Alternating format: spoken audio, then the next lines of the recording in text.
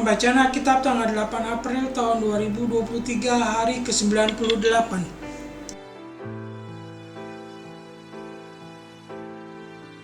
Ayub pasal 14.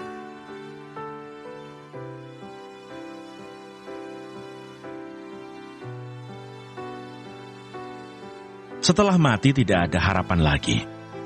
Manusia yang lahir dari perempuan, singkat umurnya dan penuh kegelisahan. Seperti bunga ia berkembang, lalu layu. Seperti bayang-bayang ia hilang lenyap dan tidak dapat bertahan. Masakan engkau menunjukkan pandanganmu kepada orang seperti itu dan menghadapkan kepadamu untuk diadili? Siapa dapat mendatangkan yang tahir dari yang najis? Seorang pun tidak.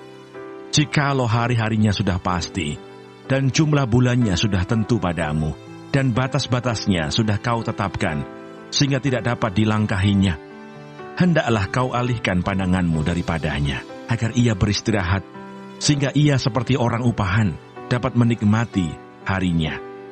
Karena bagi pohon masih ada harapan apabila ditebang, ia bertunas kembali, dan tunasnya tidak berhenti tumbuh. Apabila akarnya menjadi tua di dalam tanah, dan tunggulnya mati di dalam debu, maka bersemilah ia setelah diciumnya air, dan dikeluarkannyalah ranting seperti semai. Tetapi bila manusia mati, maka tidak berdayalah ia.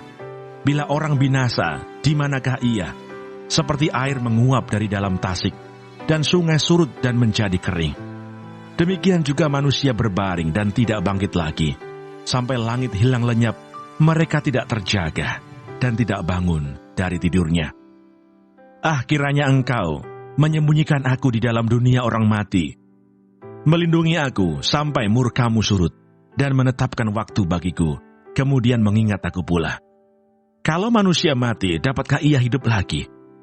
Maka aku akan menaruh harap selama hari-hari pergumulanku, sampai tiba giliranku.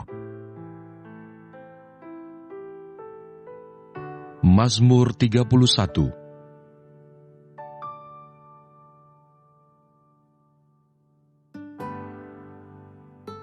Aman dalam tangan Tuhan. Untuk pemimpin biduan, Mazmur Daud. Padamu Tuhan, aku berlindung. Janganlah sekali-kali aku mendapat malu. Luputkanlah aku oleh karena keadilan-Mu. Sendengkanlah telingamu kepadaku. Bersegeralah melepaskan aku. Jadilah bagiku gunung batu tempat perlindungan, kubu pertahanan untuk menyelamatkan aku.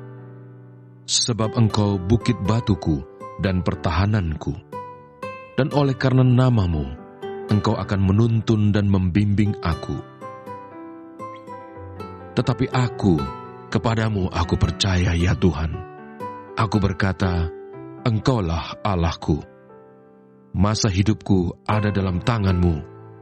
Lepaskanlah aku dari tangan musuh-musuhku dan orang-orang yang mengejar aku. 1 Petrus pasal 4.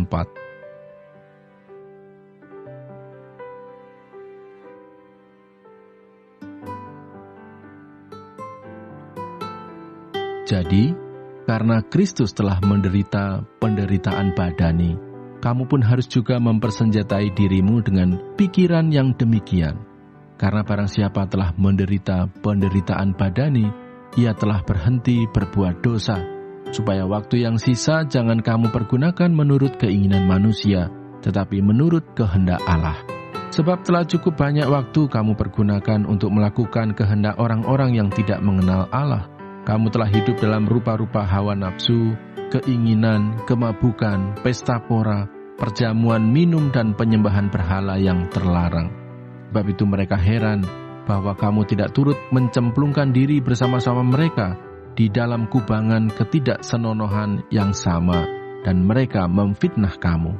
Tetapi mereka harus memberi pertanggungan jawab kepada Dia yang telah siap sedia menghakimi orang yang hidup dan yang mati. Itulah sebabnya, maka Injil telah diberitakan juga kepada orang-orang mati, supaya mereka, sama seperti semua manusia, dihakimi secara badani, tetapi oleh roh dapat hidup menurut kehendak Allah. Hidup orang Kristen. Kesudahan segala sesuatu sudah dekat. Karena itu kuasailah dirimu dan jadilah tenang, supaya kamu dapat berdoa. Tetapi yang terutama, kasihilah sungguh-sungguh seorang akan yang lain, sebab kasih menutupi banyak sekali dosa. Matius pasal 27.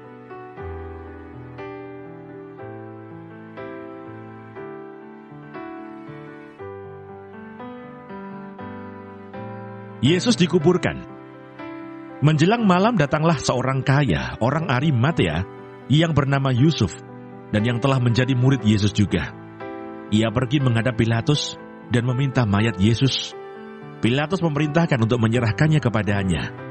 Dan Yusuf pun mengambil mayat itu, mengapaninya dengan kain lenan yang putih bersih, lalu membaringkannya di dalam kuburnya yang baru, yang digalinya di dalam bukit batu.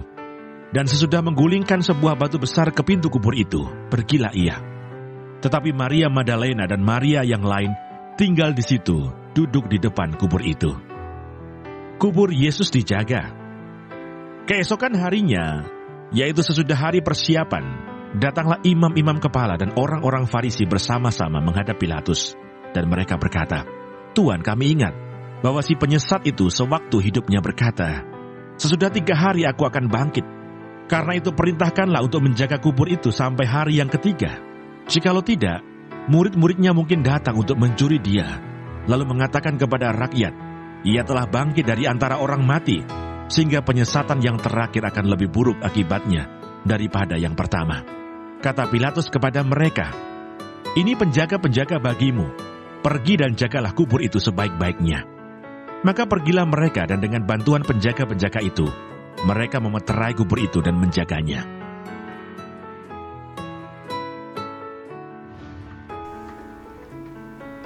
Terima kasih. Tuhan Yesus memberkati. Amin.